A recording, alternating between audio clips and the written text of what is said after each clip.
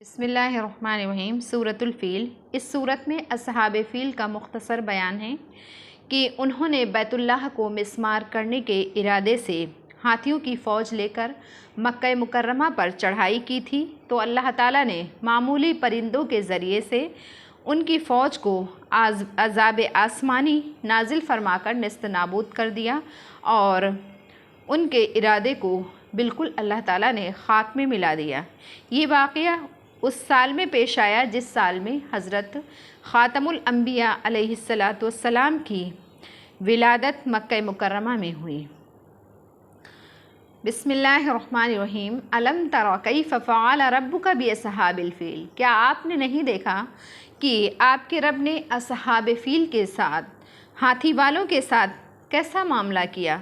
अलम यजअल कैदहुम फ़ी तज़लील। क्या अल्लाह ताला ने उनकी तदबीर को गलत साबित नहीं कर दिया।